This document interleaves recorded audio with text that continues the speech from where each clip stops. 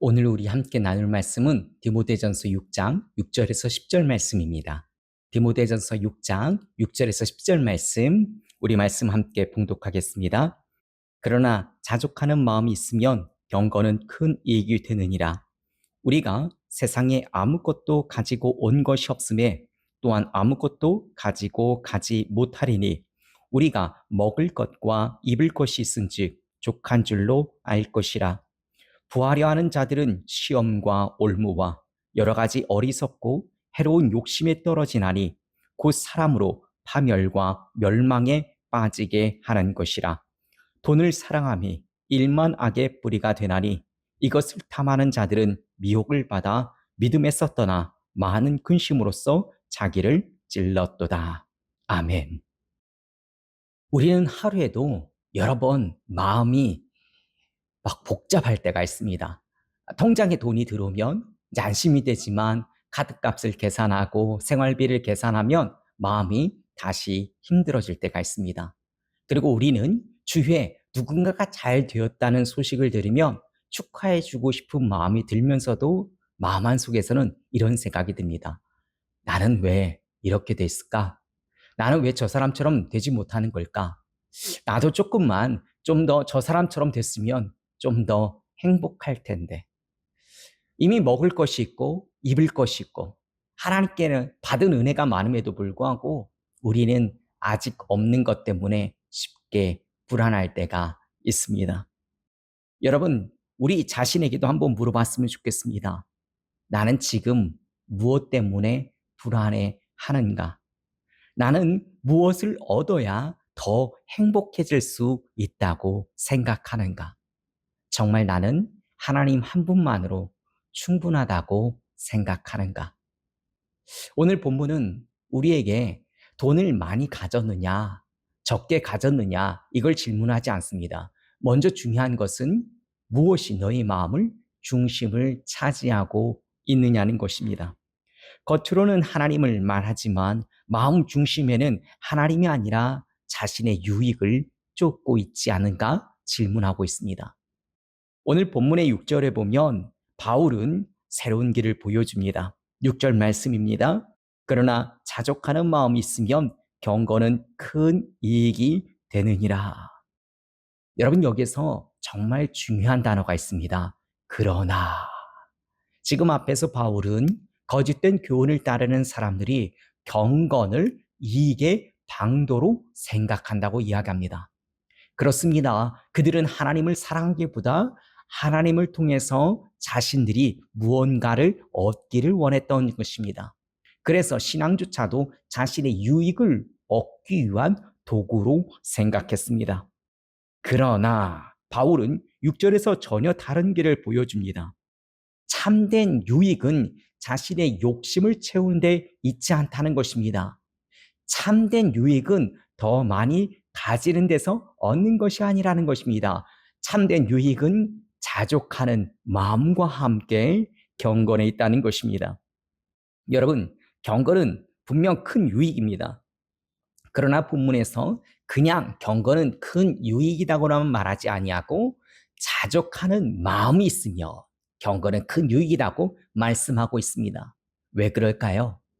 자족하는 마음이 없으면 경건도 흔들릴 수 있기 때문에 그렇습니다. 자족하는 마음이 없으면 신앙생활하면서도 계속 비교하게 됩니다.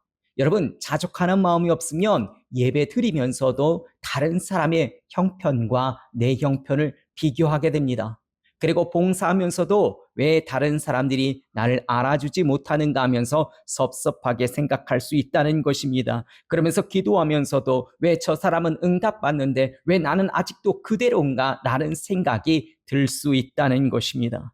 겉으로는 신앙생활하고 있지만 마음속 깊은 곳에서는 불평과 비교와 탐심이 자랄 수밖에 없다는 것입니다. 그러므로 자족하는 마음이 있어야 한다는 것입니다. 자족하는 마음이 있으면 경건은 단단해집니다. 자족하는 마음이 있으면 예배가 깊어집니다. 자족하는 마음이 있으면 봉사가 감사가 되어지는 것입니다. 자족하는 마음이 있으면 우리 영혼은 세상의 평가와 사람들의 인정에 쉽게 흔들리지 않을 수 있다는 것입니다. 그렇다면 성경에서 말하는 자족은 무엇일까요?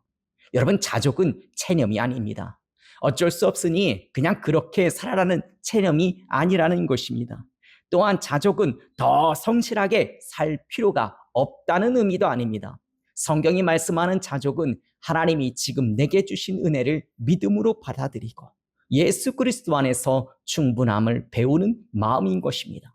그러면서 성경에서 말하는 이 자족은 내가 원하는 모든 것을 다 가져서 만족하는 것이 아닌 것입니다. 아직 부족함이 있어도, 아직 해결되지 않은 문제가 있어도 하나님이 나를 버리지 않으셨음을 믿는 것입니다.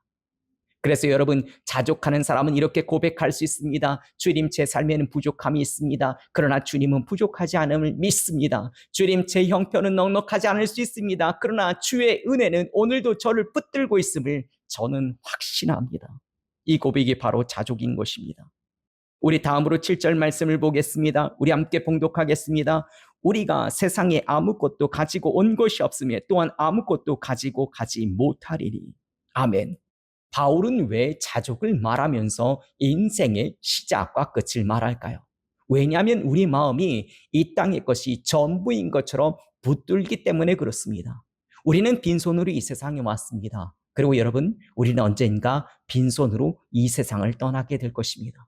그리고 우리가 평생 붙들려고 애썼던 것들도 결국에 가지고 갈 수 없다는 것입니다. 이 말씀은 우리의 인생이 험하다는 뜻이 아닙니다. 오히려 우리의 마음을 영원한 소망에 두어야 한다는 것입니다. 우리가 하나님의 나라에 들어갈 때에 아무것도 가지고 못하는 이유는 이 땅의 것들을 붙들고 갈 필요가 없기 때문에 그렇습니다. 하나님의 나라는 이 땅에 소유한 것보다 더 귀한 것들이 넘쳐납니다. 썩지 않는 소망이 있습니다. 쇠하지 않는 영원한 생명이 있습니다. 그리고 예수 그리스도 안에서 완성될 무한한 영광이 충만하다는 것입니다. 그러므로 성도는 이 땅의 것을 감사함으로 받되 그것을 전부처럼 붙잡지 않을 수 있는 것입니다.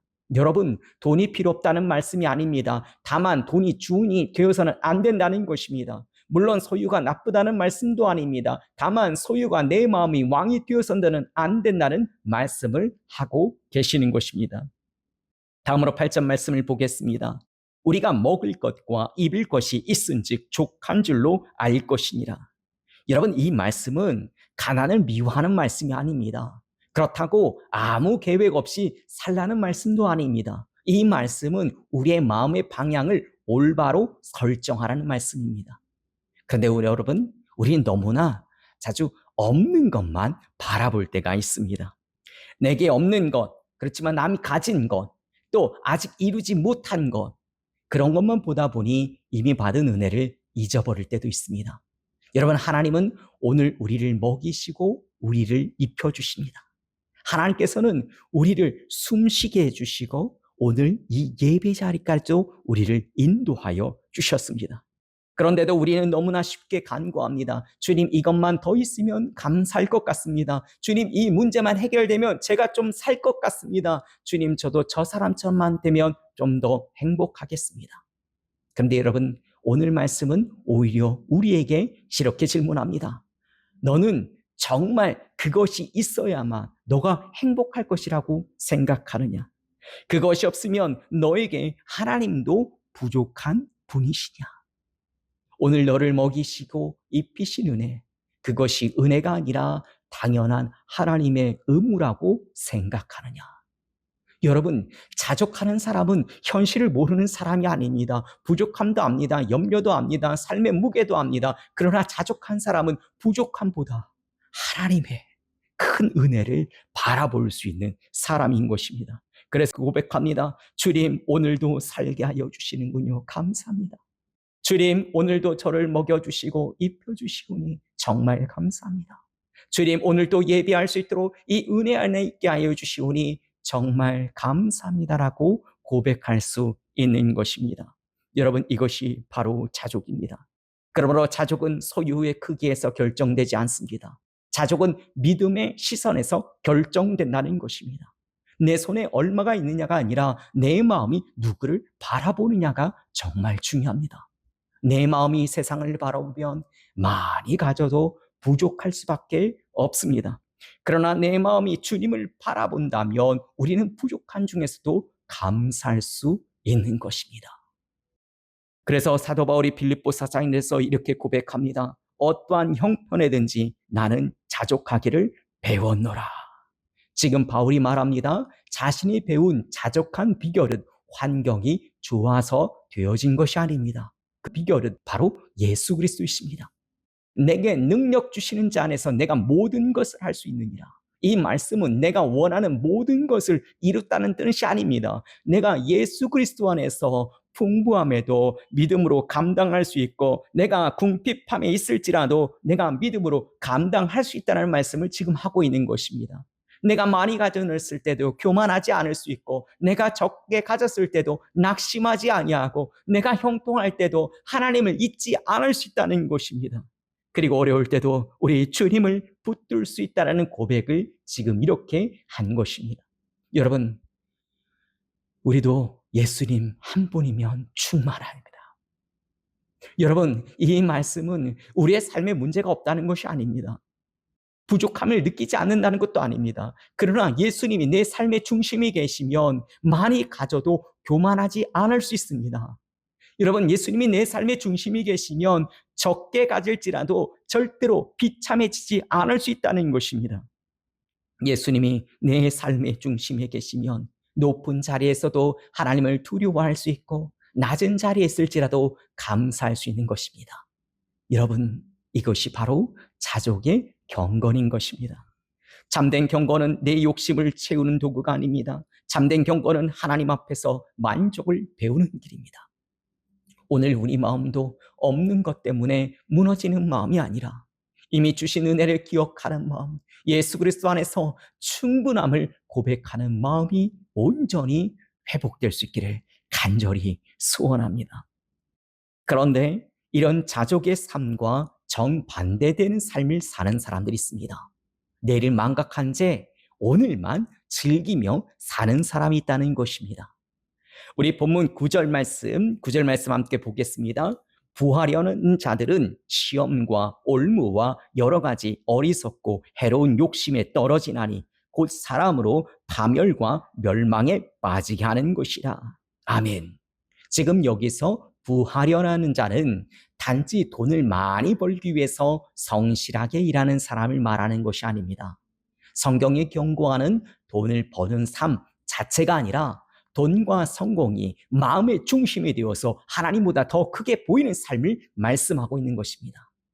오늘의 유익, 오늘의 만족, 오늘의 성공에 마음을 뺏겨서 하나님의 뜻을 뒤로 하는 것입니다. 그래서 믿음의 길을 잃어버린 삶을 이야기합니다. 여러분, 그런데 그렇게 되면 사람은 어느 순간 눈앞의 이익을 위해서 양심을 내려놓고 하나님이 기뻐하지 않는 선택까지 하게 된다는 것입니다. 보면은 그런 사람들에게 시험과 올무와 여러 가지 어리석고 해로운 욕심에 떨어진다고 말씀하고 있습니다. 여러분, 욕심은 처음부터 무서운 모습으로 우리에게 다가오지 않습니다. 여러분, 처음에는 정말 그럴듯하게 다가옵니다. 조금만 더 있으면 괜찮아질 거야. 이번 기회만 잡으면 편해질 거야. 야, 너 남보다 더 처지면 안 돼.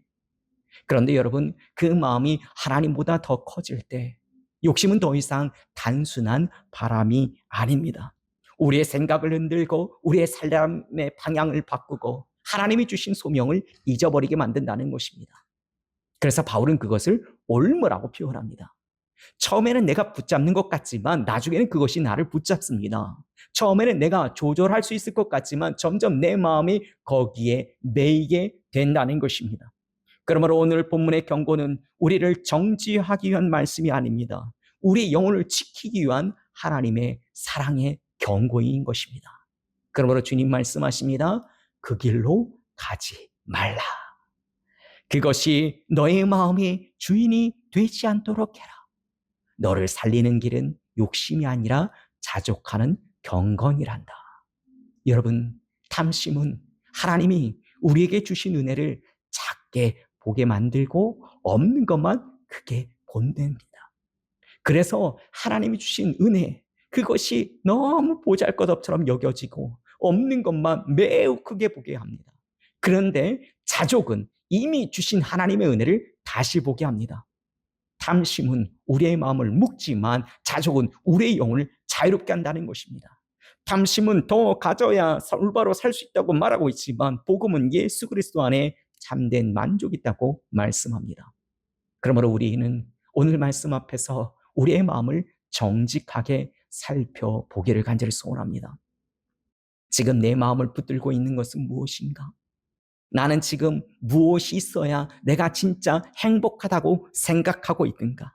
정말 내 안에는 예수 그리스도 한 분이면 나는 충분하다고 생각하고 있는가? 간절히 소원하기는 이 자리에서 예배하는 여러분 모두가 욕심에 이끌려가는 마음이 아니라 하나님 안에서 만족하는 마음을 누릴 수 있기를 간절히 소원합니다. 더불어 예수 그리스도로 충분함을 고백하는 자족의 경건을 회복하기를 간절히 소원합니다. 다음으로 10절 말씀을 보겠습니다. 우리 함께 봉독하겠습니다. 돈을 사랑함이 일만하게 뿌리가 되나니 이것을 탐내는 자들은 미혹을 받아 믿음에서 떠나 많은 근심으로 자기를 찔렀도다. 여러분, 오늘 본문은 돈 자체가 악하다고 말씀하지 않습니다. 돈을 버는 것을 죄라고 말씀하지 않습니다. 성경이 경고하는 것은 돈을 사랑하는 마음입니다. 돈이 우리의 필요를 채우는 것을 넘어서 내 마음이 주인이 되어가는 것입니다. 돈이 있어야 안심이 되고 돈이 있어야 인정받을 수 있을 것 같고 또 돈이 있어야 내 인생이 안전하게 여겨지는 것을 말씀하고 있는 것입니다. 그때부터 돈은 손에 들린 도구가 아니라 우리 마음을 붙드는 우리의 주인이 된다는 것입니다. 그래서 바울은 말씀합니다. 돈을 사랑함이 일만하게 뿌리가 된다고 이야기합니다. 여러분, 돈을 사랑함이 왜 일만하게 뿌리가 될까요? 돈을 사랑하는 마음이 우리의 마음에 뿌리를 내리면 온갖 수많은 죄악의 열매가 맺히기 때문에 그렇습니다. 여러분, 우리 마음에 돈을 사랑하는 마음이 뿌리를 내리면 먼저 믿음의 눈이 흐려집니다. 그리고 감사가 사라집니다. 비교의 열매가 맺힙니다. 불평의 열매가 맺혀집니다. 탐심의 열매가 맺힌다는 것입니다. 처음에는 그저 조금만 더 갖고 싶었을 뿐입니다. 그냥 조금 더 안정되고 싶었을 뿐입니다. 조금 더 인정받고 싶었을 뿐입니다. 그런데 언제부턴가 그 마음이 하나님보다 더 커진다는 것입니다. 예배보다 이익이 더 크게 보입니다. 말씀보다 계산이 더 앞섭니다. 하나님의 뜻보다 내 욕심이 먼저 떠오르게 된다는 것입니다. 그래서 본문은 말씀합니다. 이것을 탐내는 자들은 미혹을 받아 믿음에서 떠났다. 여러분, 돈을 사랑하는 무서움은 사람을 한순간에 넘어뜨리는 데 있지 않습니다. 조금씩 믿음의 자리에서 멀어지게 한다는 것입니다. 처음에는 작은 욕심처럼 우리에게 다가옵니다. 그러나 시간이 지나면 그 욕심이 나의 마음을 붙잡습니다. 나의 생각을 붙잡습니다. 그리고 나의 선택을 자기가 결정합니다. 그리고 어느 날 돌아보면 하나님께 가까이 갔던 나의 발걸음이 세상의 욕심을 향해 가고 있음을 발견하게 되는 것입니다. 예수님께서 말씀하신 어리석은 부자의 비유를 기억해 보십시오. 부자가 큰 소출을 얻었습니다.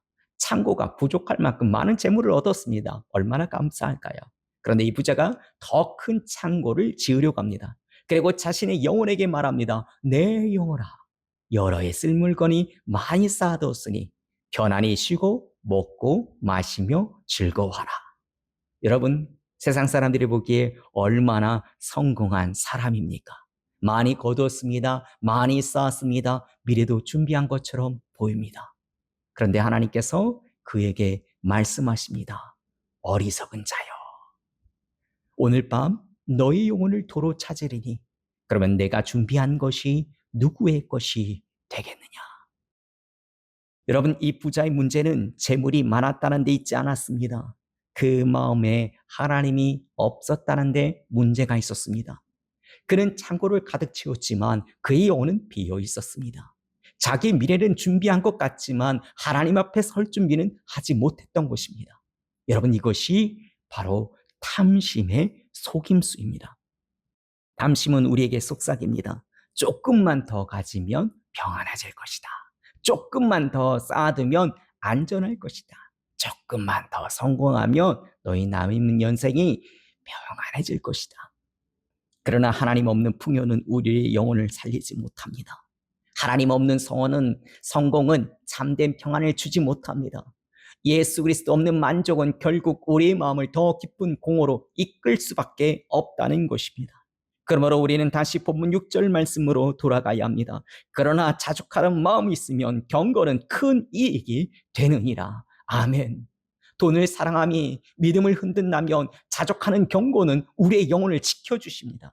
그리고 탐심이 우리의 마음을 세상에 묶는다면 자족하는 마음은 하나님께로 우리를 향하게 한다는 것입니다. 성경이 말하는 자족은 그냥 적당히 참고 살라는 뜻이 아닙니다. 아무 계획도 세우지 말라는 뜻이 아닙니다. 아무 노력도 하지 말라는 뜻이 아닙니다. 성경에서 말씀하는 자족은 주님, 제 삶에는 부족함이 있습니다. 그러나 주님은 부족하지 않으심을 믿습니다. 주님, 제 형편은 넉넉하지 않을 수 있습니다. 그러나 주님의 은혜는 오늘도 저를 붙들고 계심을 제가 믿습니다. 여러분, 이러한 고백이 있는 사람은 절대로 무너지지 않습니다. 많이 가져서 강한 것이 아닙니다. 여러분, 주님께 붙들려 있기 때문에 강한 것입니다. 형편이 좋아서 평안한 것이 아닙니다. 주님의 은혜가 족하기 때문에 평안한 것입니다.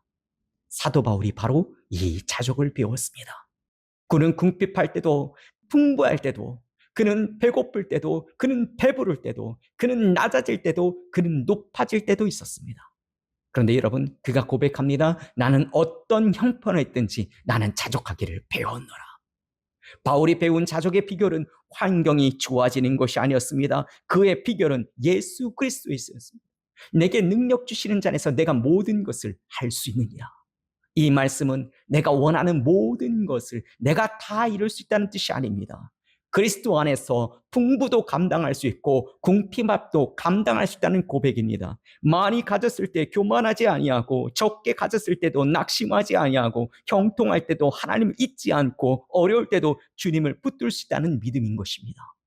주님은 바울에게 말씀하십니다. 내 은혜가 너에게 족하도다. 여러분, 이 은혜가 바울에게 족했다면 오늘 우리에게도 족할 수 있는 것입니다. 주님의 은혜는 우리의 부족함보다 큽니다. 주님의 은혜는 우리의 염려보다 깊습니다. 주님의 은혜는 세상의 어떤 소유보다 안전합니다. 여러분, 오늘 말씀한 뵙서 우리의 마음을 조용히 돌아봤으면 좋겠습니다. 나는 지금 무엇 때문에 불안합니까? 내가 주님이 주신 은혜보다 남이 가진 것을 더 크게 보고 있지는 않습니까? 하나님이 오늘도 먹이시고 입히시고 우리를 지켜주시는데 아직 없는 것 때문에 나의 마음이 무너져 있고 있지는 않습니까? 혹시 내 마음 깊은 곳에 이런 말이 반복되고 있지는 않습니까? 주님, 조금만 더 있으면 행복할 텐데. 주님, 좀만 더 인정받으면 좋을 텐데. 주님, 조금만 내가 더 성공하면 평안할 텐데. 그러나 주님은 오늘 우리에게 끝없는 갈망의 자리에서 우리를 불러내십니다. 그리고 말씀하십니다. 내 은혜가 너에게 족하도다. 내가 너의 만족이도다. 내가 너의 참된 소망이다. 여러분, 탐심은 우리에게 더 가져야 돼. 그래야지 우리가 살 수 있다고 말합니다. 그러나 복음은 말씀합니다. 그리스도 예수 안에 참된 생명이 있다고 말합니다. 그리고 예수 그리스도 안에 참된 만족이 있다고 이야기합니다. 예수 그리스도 안에만 참된 평안이 있다고 말씀하고 있습니다. 그러므로 이제 더 이상 욕심의 열매의 마음을 뺏기지 않기를 간절히 바랍니다. 교만과 허세와 탐심이 아니라 예수 그리스도로 만족하는 경건을 회복할 수 있기를 간절히 소원합니다. 자족하는 마음과 함께 경건은 참으로 큰 유익이 됩니다. 경건은 우리를 세상의 비교에서부터 자유롭게 합니다. 그 경건은 우리의 영혼을 불안에서 건져내고 오늘을 감사로 살게 합니다. 그리고 내일을 소망으로 준비하게 하는 것입니다. 사랑하는 성도 여러분, 예수님 한 분이면 충분합니다. 이 고백이 오늘 우리 마음에 다시 살아나기를 소원합니다. 주님께서 우리 안에 더 가지려는 마음이 아니라 주님 안에서 만족하려는 마음을 주시기를 소원합니다.